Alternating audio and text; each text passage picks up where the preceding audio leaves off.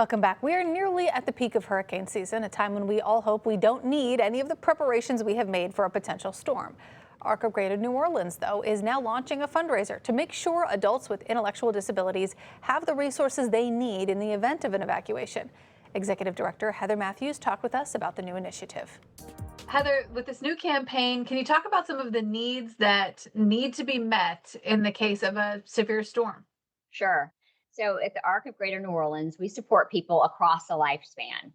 In this particular program, we support people in their homes and make sure they have the things to live daily lives in the community, like their neighbors and everybody else.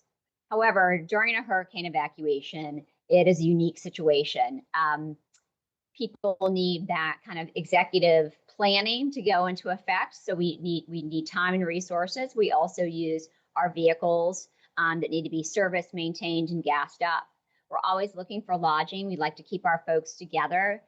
So we move about 50 people from the Greater New Orleans area to a safe place with direct support staff and supervisors to ensure their care does not change at all from the care they get in their own homes. What kind of extra expenses does that type of care involve, more than just when a regular family, for example, were to evacuate? Yeah, that's a great question. This is a Medicaid funded service, so there's no funding for relocating.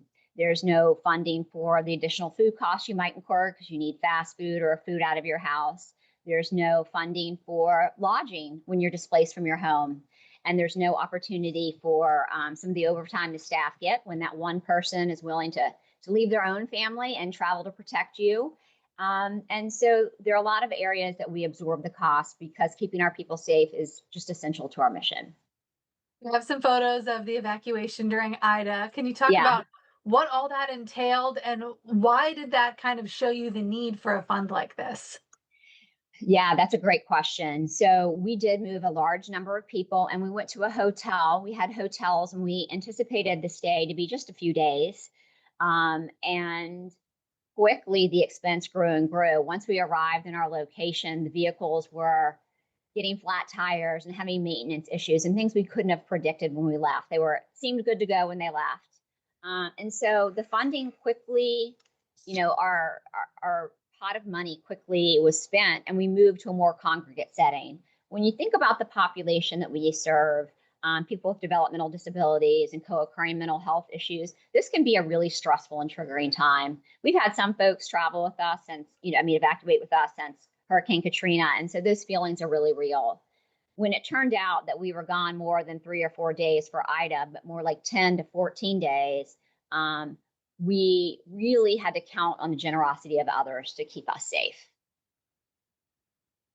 So what are you hoping that you can raise, and what kind of a nest egg, I guess I should say, are you hoping to build with this campaign? Yes, we like to set aside $50,000 every year, but that certainly is not enough. We'd like to see that double. That will go for regular maintenance of our vehicles, checking our plan all year round, some lodging for both staff and the people we serve. Are there any other things that I'm not touching on that you wanted to talk about? You know, we are constantly preparing for our hurricane all year round. Once we get through the end of the season in November, December, we're evaluating what worked and what didn't work. Even in those years without a plan, we are preparing those go bags, getting the food and supplies ready. And so it also takes a toll and requires really dedicated staff. And I just want to give a shout out to my staff. I don't think people understand.